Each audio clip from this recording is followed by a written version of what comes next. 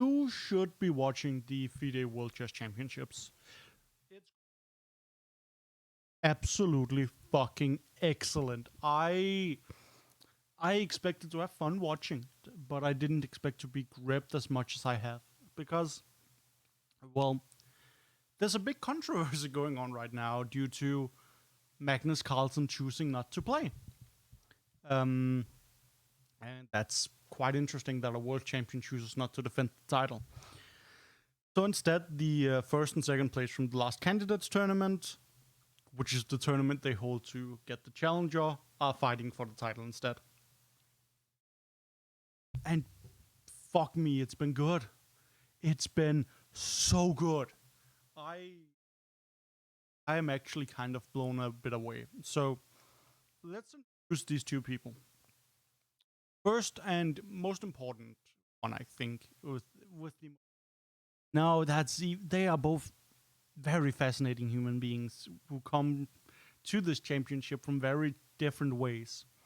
The first one is Jan Nepomniachtchi, who years ago played against Magnus and lost. But he didn't just lose. He played 5 draws, and then they played, I think it's the longest World Championship game ever. Very drawn position, but Magnus just went like 8 hours or some shit, and Jan lost. And after that loss, Magnus just kept beating him, and championship match. Like Jan kind of had a weak spot in his loss, and that he kind of tilted there. Kind of been seen as a thing that when he's good, but the moment he loses, he kind of drops off. That's kind of that background there. He went and fucking won again. He beat up everybody. And he was gonna go challenge Magnus again. Then Magnus pulled out. And he player profiles for the challenges here. And we're gonna have a look at this one for Jan. You know, like in this Kung Fu Panda cartoon, yeah, like there is no secret ingredient in my soup, yeah, so I tried, like, yeah, not to put in any secret ingredients. So that's probably the only trick. This fucking man quoted Kung Fu Panda. What a fucking goat. And like a pretty wholesome dude. Coming from, well, let's take that detail in a little bit here. Great dude. Coming in from Russia, not playing on the Russian flag due to the war in Ukraine. He has announced that, which is dog. Love to see it. So that's Jan Nepomniachtchi, the guy who won the candidates. Now, we're talking about the war in Ukraine. Candidates, I think it's the top 8 people in the world who qualified to get the right to challenge champion. One of those people was a man named Sergei Karajakin. I don't know. My Russian is real rusty. He very publicly was pro the war in Ukraine, and FIDE did not like that because fuck that guy, he got thrown out. Okay, the highest rated player with this amount of games will get in. Enter Ding Liren from China. During COVID, he was not able to travel internationally and play in games, so he hadn't been able to play and qualify. But he was the third highest ranked person in the world, and he managed to get in quickly. Like when that got announced, he managed to get into tournaments, arrange some matches, could qualify that way. First half of his candidates didn't go well, but he managed to squeeze out a win in the final round, winning against Hikaru Nakamura and getting second place. That's just second place at that point until Magnus pulled out. And then it said Jan Nepomniachtchi versus Dingley Ren. And let's just have a look at his player profile here as well. He is at a that point charming with, dude. some mixed feelings because it's a big challenge for me. But now I can see I'm ready for this challenge. He is our underdog. Like, he came in under challenging circumstances. I'm confident and he's here about to fight. my preparation. Also, I think I grew up a little bit. I'm more mature, so I can handle the pressure. I don't feel any nervous right now. What a goddamn baller just saying that. And interesting Ren is that he usually doesn't have seconds or people to prepare with. And that's rough because China doesn't really support chess that much. Compare that with Jan, who is from Russia, former SSR, USSR. He has a fucking army behind him. They champions. They like get all the good Russian players in a ballroom and just help prepare for the fight. He has so much support. Dingley Ren, as far as we know, we found this out the first day. A player was spotted having breakfast with Dingley Ren in the hotel. One of my personal favorite chess players. Hungarian Grandmaster Richard Rapport. He's not Gary Chess, he's Richard Rapport. This motherfucker is such a wild chess player. He doesn't always win, but he's the kind of guy who plays wild shit. He always does interesting stuff, and he has he always has weird prep ready. And this is a clip from after everybody wants to know what 80s music you're listening to with Richard Rapport. Okay, Can you name some bands, please? The last one we listened together was Blowing in the Wind by Bob Dylan.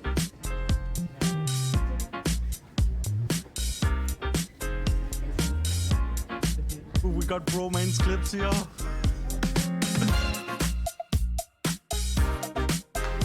And I love this, man. I love it. What's going on? So he's one of my favorite chess players, and seeing him being the second was incredible. Like that got me excited. And then first game goes up, and it's a draw. Jan got the white pieces, or we got a Spanish delayed exchange variation. Ended up in a draw. Good game, interesting. I'm dumb. I'm bad at chess, so I can't explain to you the details behind this. I can't give you that. But what I can give you is these clips. Was more or less This is fine. the press conference after the first game. Thank you very much. There was one moment when you and there But then if you take on d4, sorry, instead of knight Dingley c4. and then Ren don't look 95 it's good. the trap. No, I didn't. Two I'm not happy. No, unhappy. I feel a little bit depressed because during the game I feel kind of flow of constitutions during the game. He wasn't doing good. He changed his hotel like the day off because he wasn't feeling comfortable. There was a bunch of stuff. The first two games, like, he was never at the playing board. Jan kind of not really, but it was much more normal. Dingley Ren played a move, went to the resting area. Jan came out, hadn't thought, played. Dingley Ren sat in the rest area and calculated, and then went out, played, went back. And he was not looking good. Feeling good. And that was kind of evident. Second game. Actually, the second game got a 4-move novelty. I saw this, I was like, Dingley Ren got this. He got some wild rich rapport prep and started making mistakes and spending a lot of time. There was a moment here. Yeah, he's up on time. He got 50 minutes more. Here he spends 34 minutes calculating. And like that is just him sitting in the restroom. And it went and turned into a loss in the second game, where Jan won with black, which is rare. Like previous World Chess Championships have been very draw heavy, and if you win with white. Like it's not good. And Dink, this is the what is second your press conference. overall feeling after the game? Please start the microphone as well. Yeah, of course, to lose like this way is the way that I cannot understand what was happening. But after I filed the position, it's very difficult for me, and then he played a very nice move, knight c6, which I missed nearly everything in the game.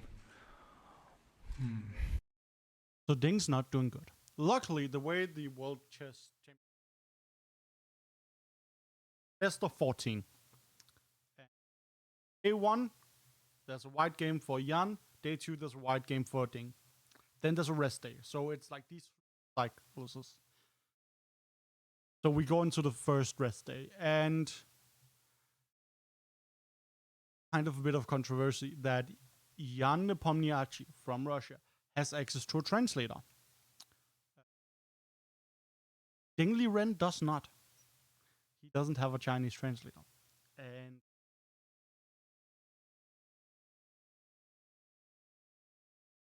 the day of the third game arrives. And get a Queen's game blind, in a Carlsbad position, whatever. And it's a pretty chill game. Ends in the repetition draw. But that doesn't tell the whole story. What I wish I could show you was the Ding is sitting at the board. Not only when it's his move, he is sitting there during Jan's move some of the times. And present. He's a lot more there mentally. And there's a shift in him during the press conference. Like this here, he gets asked about the translator thing. And just look at him. It's incredible, the difference. First for Dean, please. Yeah. Do you feel comfortable with English on press conference, or maybe you need some? No, I don't need any translator. I feel very comfortable now. For the movies, sometimes it will change. So if I give you an answer now, but sometimes later, maybe the other. There was a previous question about what their favorite movies were that he's going into here. Shining. Jan is like, oh shit, guy's recovering. Ding is feeling a lot better. In general, throughout this, talking a lot more lucidly, he's feeling great. And that, of course, is shown in the fourth game.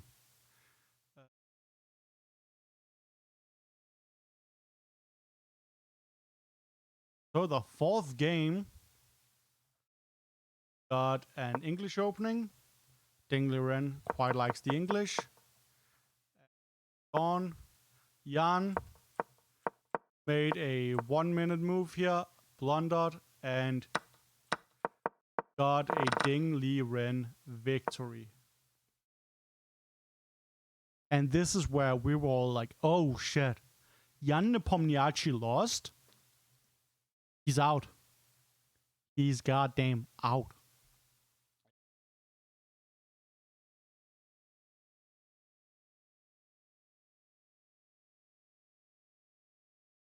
As well, right? Okay, go ahead, Mike. There's a Still question Mike for Klein, Ding. chess.com. Question is for Grandmaster Ding Liren. You seem like you're getting more comfortable at the press conferences as well as at the board. Is that an accurate statement? Do you feel more comfortable here answering questions than at the beginning of the match? You feel very comfortable at the press conference Yeah. as well as the playing venue. Do you feel more comfortable now? Yes, clearly I feel more comfortable. We have one more question. So Ding's feeling a lot better. And then we get into the second rest day. Everyone's kind of like, Jan's fucked. Yeah, Jan's fucked. Like, there's nothing to do.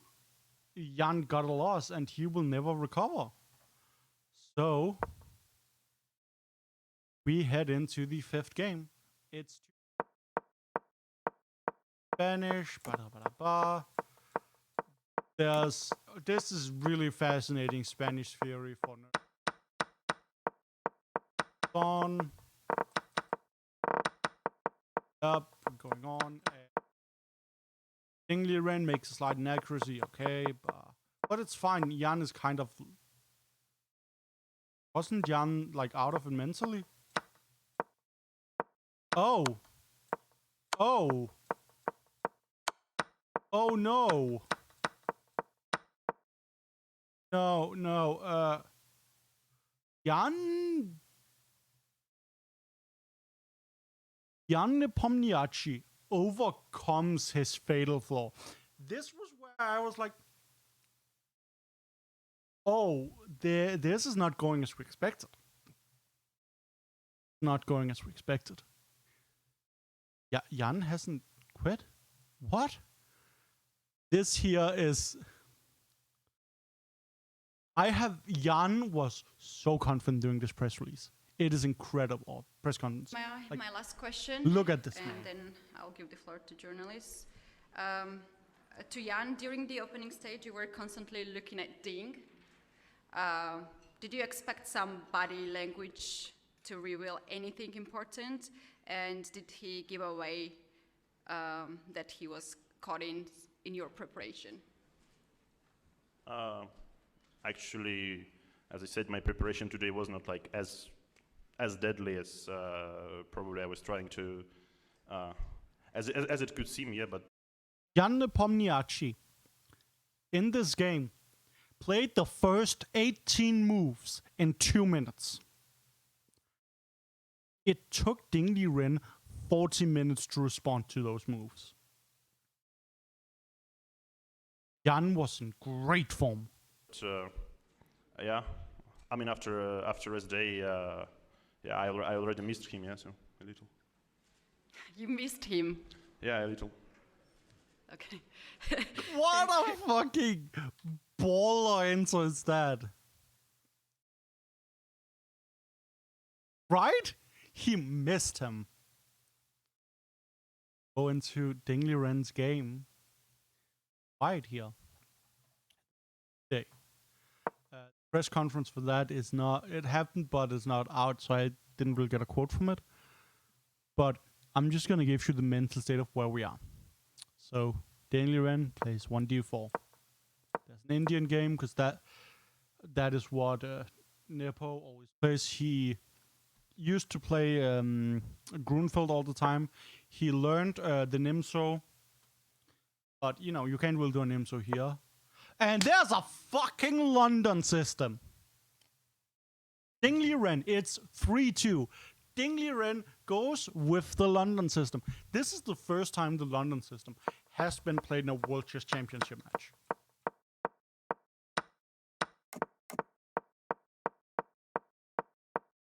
But steadily.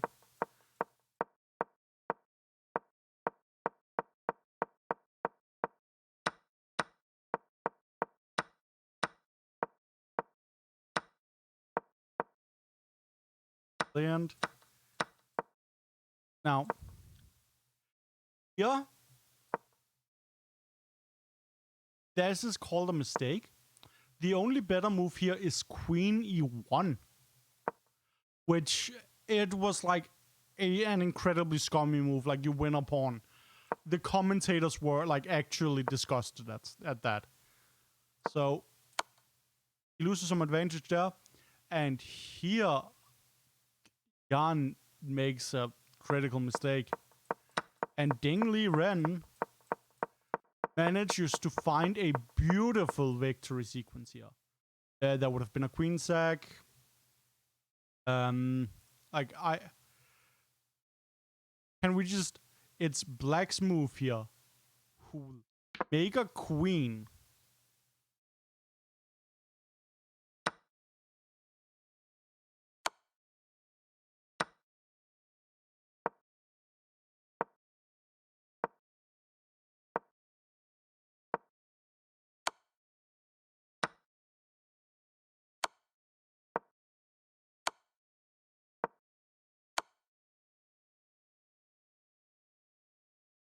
Knockout punch. So the game is 3-3. We got draw, Jan wins, draw, Ding wins, Jan wins, Ding wins. That's not how 4 out of 6 games have been decisive. We don't know what to think. This is not like there's a clear lead. We're going into a rest day tomorrow, the 17th. The 18th, they will be back and playing again. Jan starts with the white pieces. We're halfway through the match. I don't know what to think, but what I do know is that on the 18th, I'll be watching this fucking match.